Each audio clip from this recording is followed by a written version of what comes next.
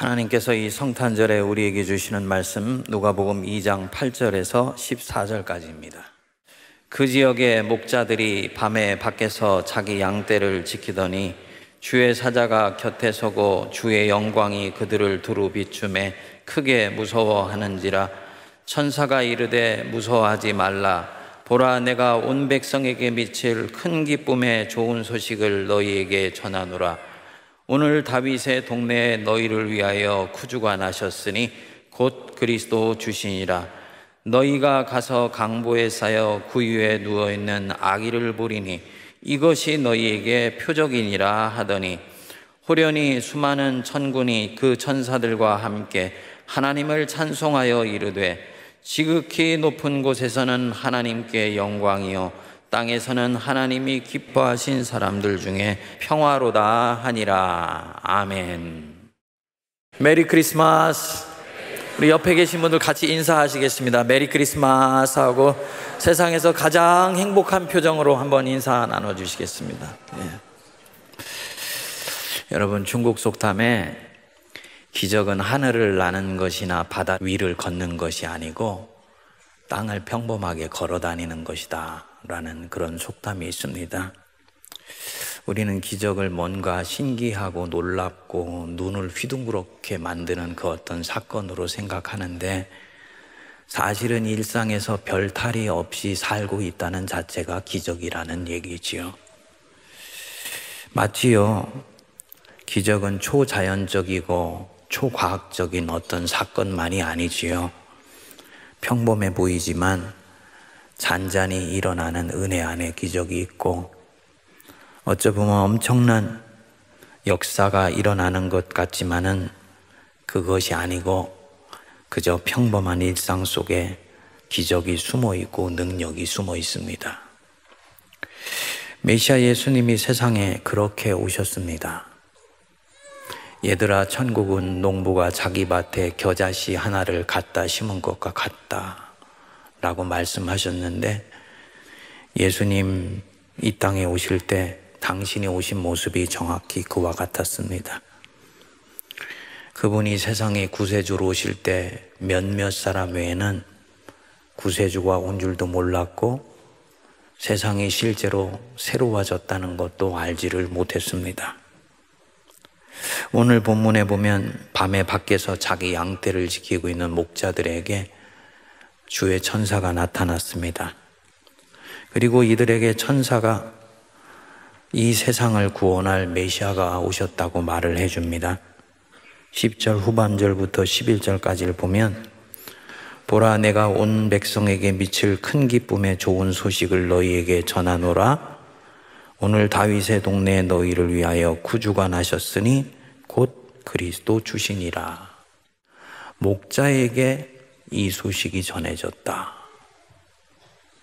세상에 힘이 있고 영향력이 있는 사람들에게 이 소식이 전해졌으면 그들의 영향력을 통해 삽시간에 여론이 형성되어서 전 세계 구석구석으로 주님 오신 소식이 전해졌을 텐데, 천사들은 메시아 강림 소식을 이 목자들에게 알렸습니다. 굉장히 목가적이고 서정적인 것 같지만 정반대입니다. 목축사회에서 목자는 농경사회로 치면 농부예요. 당시에 목자들 중에는 자기 양을 치는 사람도 있었지만 대부분의 목자는 남의 양을 치는 대리 목자였습니다. 농경사회로 치면 소작농이고, 근대 산업사회나 현대 IT 정보화 사회로 치면은 일반 직장을 다니고 있는 회사원들이고 샐러리맨들입니다. 지극히 평범한 사람들, 그 사람들에게만 메시아 오신 소식이 살짝 알려졌다. 다른 이들에게는 이 소식은 전혀 알려지지도 않았고, 그러니까 파급되어 퍼져나가지도 않았습니다. 정말 농부가 자기 밭에 겨자씨 하나 심은 것 같아요. 바깥에 있는 사람들은 농부가 무슨 일을 하는지 아무것도 몰라요. 2000년 전 성탄절 새벽 세상에는 아무 일도 일어나지 않은 것 같았습니다. 지극히 평범한 일상이 진행되는 줄 알았습니다. 누가복음에서 이 평범성은 여기서 한 걸음 더 나갑니다. 메시아가 세상에 오신 증거가 뭐냐? 천사가 목자들에게 말합니다. 12절 보십시오. 같이 읽습니다. 너희가 가서 강보에 쌓여 구유에 누여있는 아기를 보리니 이것이 너희에게 표적이니라 하더라. 표적 아시죠? 세메이온. 표적, 표징, 표지판, 징표 이런 뜻입니다. 메시아가 세상에 오신 징표가 뭐냐? 너희들이 베들레헴에 가서 그 여관에 마구간이 하나 있는데 그 마구간에 들어가 보면은 강보 5천에 쌓여서 구유, 소 여물통에 누워있는 아기 하나를 볼 거다. 그게 메시아가 이 땅에 오신 표징이다 라는 얘기입니다. 몸을 제대로 쌀 포대기 하나가 없어서 5천에 몸을 맡기고 누워있을 침대가 제대로 없어서 소들이 여물 먹는 통 안에 자기 몸을 맡기고 메시아하고 세상을 구원하실 분인데 그 연약한 아기로 오셨다. 그게 메시아가 오실 표적이라는 거예요. 여기서 누가는 아주 묘하게 세상의 메시아와 참된 메시아를 대비시켜 줍니다. 누가복음 2장 1절에 보면 그때 가이사 아구스도가 영을 내려 천하로 다 호적하라 하였다 그랬어요. 명령 하나 떨어지니까 천하에 있는 사람들이 일사불란하게 움직이도록 만드는 가이사, 황제, 아우구스투스 이 정도 돼야지 우리는 메시아가 되고 우리를 구원할 수 있다고 보지요. 그리고 사람들은 다 이런 메시아를 기다립니다. 당시에도 그랬고 지금도 그렇습니다. 그런데 너무 약해서 누군가의 보호를 받아야 되는 아기가 메시아다. 이거는 달갑지 않지요. 그 메시아가 너무나 무력한 자처럼 5천에 쌓여서 소 요물통에 몸을 맡겼다. 근데 아기다. 나를 보호해 줘야 되는 분이 당분간은 나의 보호를 받아야 될 것 같은데 그분이 어떻게 메시아가 될 수 있을까? 이게 신앙의 역설이에요. 그런데 진정한 메시아는 그렇게 오시고 지금도 그렇게 내 옆에 와 계십니다. 너무나 평범하고요. 너무나 내게는 익숙해 보이고요. 일상 속에 그저 살포시 와 있는 것 같아서 대부분의 경우에는 그 존재감을 찾아보기도 힘들게 와 계신 경우가 많습니다. 일상으로 가장에서 오셨어요. 평범 속에 묻혀서 오셨어요. 그래서 일상적으로 일어나는 이런 일은 메시아가 역사하시고 있는 은혜로 우리는 보이지도 않아요. 원래는 오늘 41명이 유아 세례를 받기로 되어 있는데 그 중에 3명이 갑작스럽게 독감이 와서 오늘 이 성탄에 그토록 받고 싶어 했던 유아 세례를 못 받아요. 유아 세례를 받는 오늘 아이들이나 부모님들은 예정되었고 계획되었기 때문에 받는 거라고 생각하지만 아니라는 얘기죠. 일상이 얼마나 소중하고 중요한 것인가.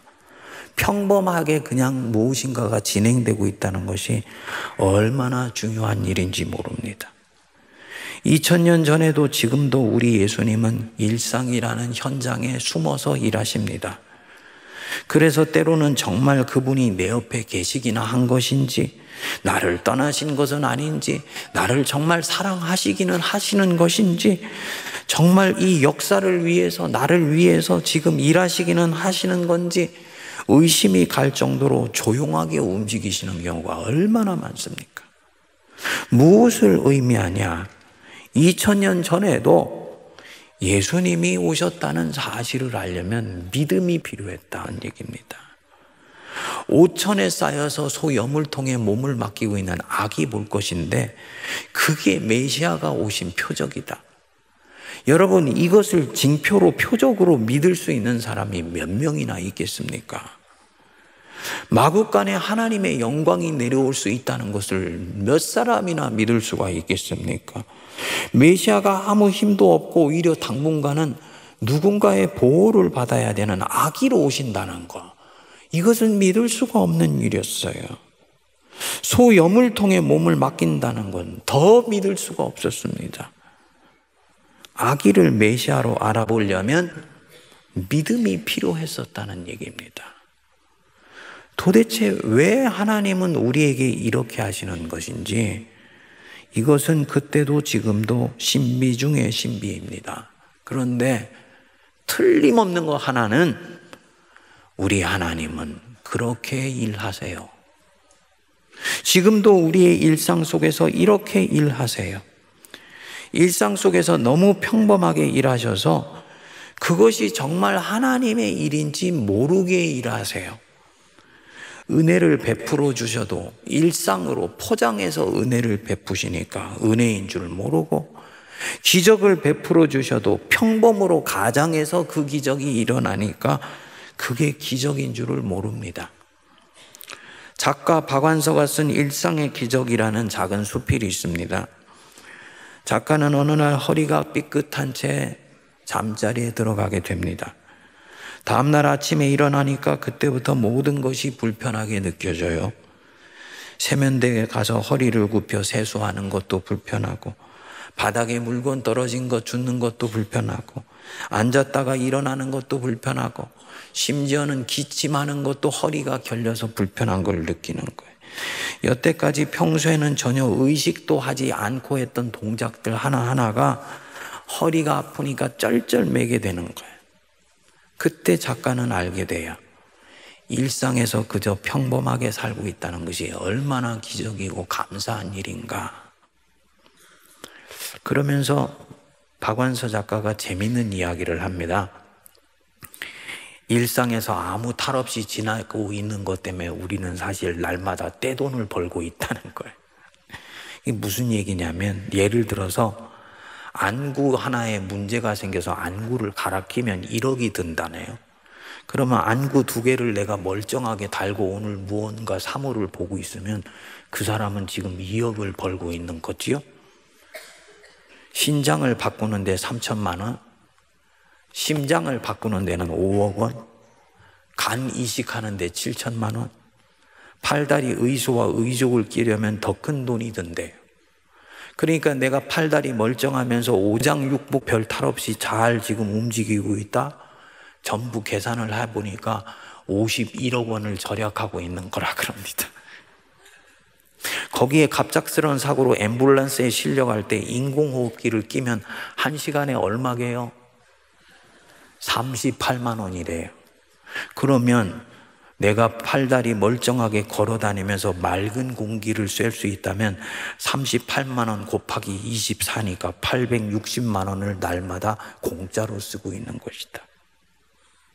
젊으면 젊은 대로, 중년이면 중년인 대로, 노쇠했으면 노쇠했지만은 우리가 걸을 수 있고 웃을 수 있고 운동할 수 있고 뭔가를 할 수 있다는 자체가 얼마나 기적이고 신비한 일이고 감사한 일인가. 참 읽는데 공감이 되더라고요. 아, 내가 지금 여기에서 평범하게 일상을 살 수 있다는 자체가 기적이구나. 이게 하나님이 지금 나와 함께 하시고 계시다는 증거구나. 2000년 전에 우리 예수님 우리 가운데 너무나 평범하게 살포시 와 계셔서 그분 오신 줄을 몰랐던 것처럼 우리 주님 지금도 나와 함께 살포시 와 계시고 나를 살피시고 계시고 돌봐주시고 계신데, 내가 그것을 너무 평범해서 의식하지 못하고 감사도 하지 않고 살아왔었구나. 공감하게 되더라고요. 사랑하는 여러분, 메시아는 저 멀리 초월 속에 계시지 않습니다. 그분은 지금 일상 속에 와 계십니다. 내가 너희와 함께 있으리라. 함께 어디 속에 계신가요? 내 일상 속에 나와 함께 계세요. 내가 양치질할 때, 누군가와 대화하면서 흐드러지게 웃고 있을 때, 안 보이는 것 같지만 내가 기도하고 있을 때, 주님이 거기에 내 옆에 와 계시는 거예요. 일상으로 포장해서 내 옆에 계시기 때문에 그분이 안 보이는 거지. 하지만 옆에 계세요. 은혜가 일상으로 가려져 있고 기적이 평범으로 포장되어 있다는 말입니다. 그러니까 나는 내가 얼마나 사랑받고 있는지를 몰랐던 거예요. 그분이 우리를 사랑하신다고 말씀하셨어요. 로마서 8장 32절 말씀, 자기 아들을 아끼지 아니하시고 우리 모든 사람을 위하여 내주신 이가 어찌 그 아들과 함께 모든 것을 우리에게 주시지 않겠느냐. 없다고 생각하지 마. 지금 그것으로도 넉넉히 살 수 있다고 내가 보고 있기 때문이야. 정말 필요할 때는 아들도 아끼지 않고 내가 내어줬으니 아들과 함께 모든 것을 너희에게 주지 않겠느냐. 염려하고 걱정하지 말아라. 평범해 보일 뿐 사랑하시고 있다는 얘기죠. 느끼지 못하지만 끊임없이 기적을 베풀고 계시다는 말이죠. 내게는 꼭 소 여물통 같고 별로 보잘것 없어 보이는 아기여서 메시아인 줄 몰랐는데 그분이 메시아였던 것과 똑같은 거예요. 내가 지금 일상을 평범하게 살고 있다는 자체가 이미 표적을 경험하고 있는 것이다. 여러분, 우리 생각이 여기에 미친다면 지금 여기 이 순간의 일상을 기뻐하며 감사하며 사는 것은 굉장히 영적인 일입니다. 요건 그 사람의 믿음이 실려있기 때문에 나오는 거예요. 어떻게 하여야 하나님의 일을 하오리까? 사람들이 물었죠. 예수께서 뭐라고 하셨습니까? 그가 보내신 자를 믿는 것이 하나님의 일이니라. 내가 지금 잘 믿고 있다는 사인이 뭐냐? 내게 주신 하루의 일상, 지금 여기 이 순간 2번 다시 지나면 오지 않을 것으로 믿고 이 순간을 기뻐하며 향유하며 감사하며 살아가는 것. 그게 지금 믿고 있다는 사인인 거예요. 저는 이 본문을 이렇게 묵상하면서 최근에 저 자신에 대해서 많은 부분을 회개하게 되었습니다. 저는 최근에 한국 교회의 모습을 보면서 한국 교회의 미래가 너무 비관적으로 보였어요. 그리고 이 소비주의 물질 문명의 미래가 너무 암울하게 느껴졌습니다. 4년 동안의 그 코로나의 혹독한 어둠의 시간 속에서도 우리가 아무것도 배우지 못한 채 이 지구라는 곳이 일방적으로 어딘가로 지금 딸려가고 있다는 것. AI가 만들어내는 문명이 어떤 문명이 될지 가늠도 못하면서 그냥 그거 따라가고 있는 것. 암울하게 보이니까 사역을 하는데도 그다지 의욕이 없고 신명이 나지를 않았습니다. 처음에는 육체가 힘들어서 그런가 하고 생각했는데 그게 아니었어요. 그리고 이 대목을 묵상하면서 내가 일상 속에서 주님이 지금 평범하게 일하고 계시다는 것을 내가 보지 못하고 있었구나. 주님이 뭔가 짜릿하면서도 아주 내 영혼 속에 뭔가를 각인시키도록 일을 하셔야 된다고 생각했었지, 주님이 일상 속의 가장에서 지금 내가 하고 있었던 일을 그저 별일 없이 할 수 있도록 해주시는 게 주님이 일하시고 있다는 증거라는 것을 내가 보지 못했었구나 회개하게 되었습니다. 여러분, 주님은 이 역사와 이 문명 절대로 포기하지 아니하세요. 일하시고 계세요. 내가 무기력하게 느꼈을 뿐이지 주님은 무기력한 분이 아니고 그분은 능력이 많으시고 실력이 많으신 분이세요. 마음속에 이런 것들이 느껴지면서 회개하는 마음이 들더라고요. 그러면 내가 할 일은 뭐냐? 나는 지금 여기 이 순간 기뻐하면서 선물로 받은 내 인생을 마음껏 향유하고 내 인생을 다른 누군가의 선물로 내어주는 선물의 백성으로 살아가는 것이구나. 아멘 하시죠? 지나간 과거를 보면서 회한에 잠겨 아쉬워할 필요 없고요. 오지도 않은 미래를 염려하고 걱정하면서 영혼의 어두운 그림자를 드릴 이유가 없습니다. 불황 속에 사느라고 얼마나 힘들고 미래가 걱정이 되세요. 하지만 우리 주님이 말씀하셨잖아요. 무엇을 먹을까 무엇을 입을까 염려하지 말라. 그것은 이방 백성, 즉 하나님 모르는 백성들이 구하고 염려하는 것이다. 하늘 아버지께서 너희에게 무엇이 필요한지를 다 아시느니라. 그러면서 뭐라 그랬습니까? 내일 일은 내일이 염려할 것이요 그날의 괴로움은 그날의 족하니라. 오늘 우리가 할 것은 무엇이냐? 지금 여기서 행복하게, 오늘은 크리스마스니까 메리 크리스마스. 요게 우리가 오늘 할 일이야. 메리 크리스마스. 뭐 큰 조경골이 올 줄 알았더니 그렇게 간단하냐. 여러분, 이 메리 크리스마스가 얼마나 중요한지 모르시죠? 미국에서는요, 언젠가부턴가 성탄절에 메리 크리스마스라는 말을 못 쓰게 했습니다. 특정한 종교의 색깔을 띠고 있다는 거예요.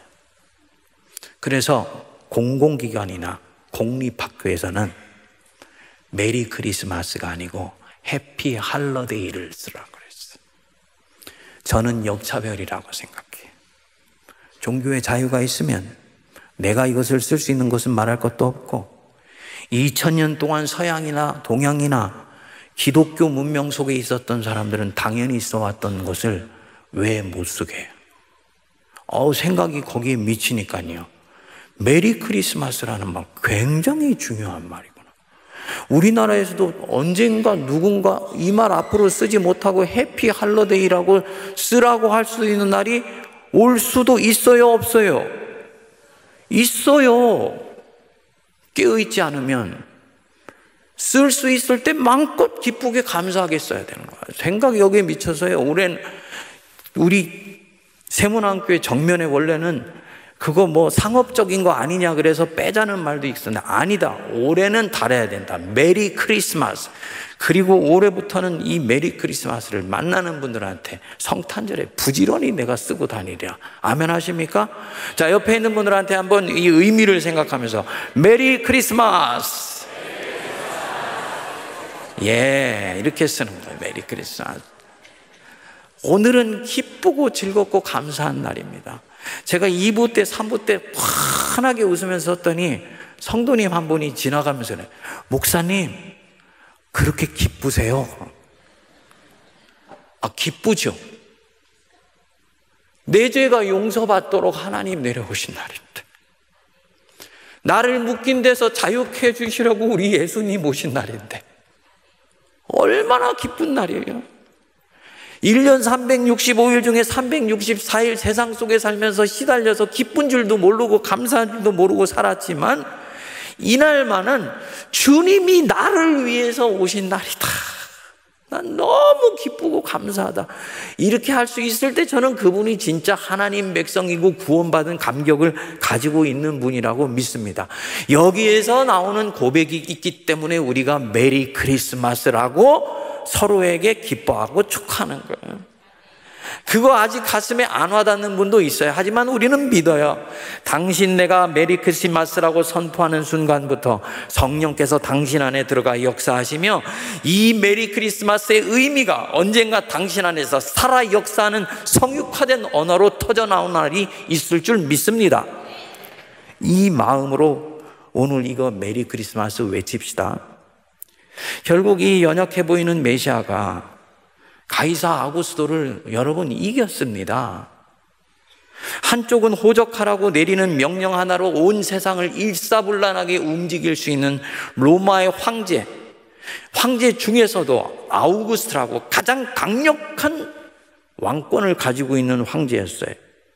한쪽은 아무 힘도 없고 연약하고 평범해 보이는 악이었습니다. 그런데 결국 이 악이 메시아가 세월이 지나 거짓 메시아를 이겼어요. 100년이 지나니까 이 아기 메시아가 황제가 다스리고 있는 로마 시민들의 영혼 세계를 흔들어 놓더니 200년이 지나니까 그 황제와 함께 로마를 다스리고 있는 고관 대작들과 귀족들이 아기 메시아 앞으로 하나씩 오기 시작하고 300년이 지나서 313년이 되니까 이 가이사의 후손이 아기로 출발했던 메시아 앞에 무릎을 꿇고 경배하며 찬양하는 역사가 나타나게 되었습니다. 정말 예수님께서 말씀하신 대로예요. 얘들아, 천국은 마치 농부가 자기 밭에 갖다 심은 겨자씨 한 알과 같으니 이는 모든 씨보다 작은 것이로되. 무슨 얘기입니까? 출발은 미미하고 초라하며 심지어는 누추해 보이기까지 할 수 있다. 그러나 그것은 계속 자라간다. 그래서 나중에는 풀보다 커서, 역설입니다, 너희들은 풀처럼 보일지 모르지만 그것은 어느 순간인가 나무로 되어서 공중의 새들이 와서 그 가지에 깃들이느니라. 기뻐하며 감사하며 살아가는 것. 그러면서 선물로 받은 인생을 선물의 백성으로 살아내는 것. 아무것도 아닌 것 같지만 그것은 쌓이고 쌓이면 네 인생과 너의 존재를 거목으로 만들어주는 거야. 그리고 그것으로 인해 공중의 새들이 네 인생의 가지에 와서 깃들이게 돼 있어. 이 일상이 우리에게 주는 신비를 우리가 마음껏 경험하는 이 하루가 될 수 있기를 바랍니다. 사랑하는 여러분, 메리 크리스마스. 기도하겠습니다. 하나님, 성탄절이 있다는 것이 우리에게 얼마나 큰 축복입니까?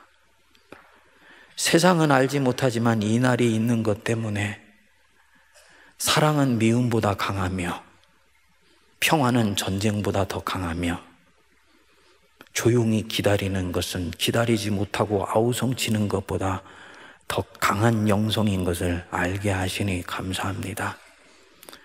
하나님의 백성들로서 양으로 사는 것이 짐승과 야수와 맹수로 사는 것보다 더 힘이 있다는 것을 이 성탄의 신비를 통해 우리에게 보여주심을 감사합니다. 예수님 사신 것처럼 살아내게 하시고 끊임없이 이날은 메리 크리스마스라 외치게 하시며 이 속에 하나님이 우리와 함께 하시니 우리는 기쁘고 행복하며 손에 쥔 것이 없어도 감사하다. 물질 만능주의와 소비 문명에 찌들어 있는 이 세상 백성들에게 기독교 신앙의 풍요함과 부유함을 선포하게 하여 주옵소서. 그리고 우리가 가진 것을 나눌 수 있는 저희가 되게 하옵소서. 예수님 이름으로 기도하옵나이다. 아멘.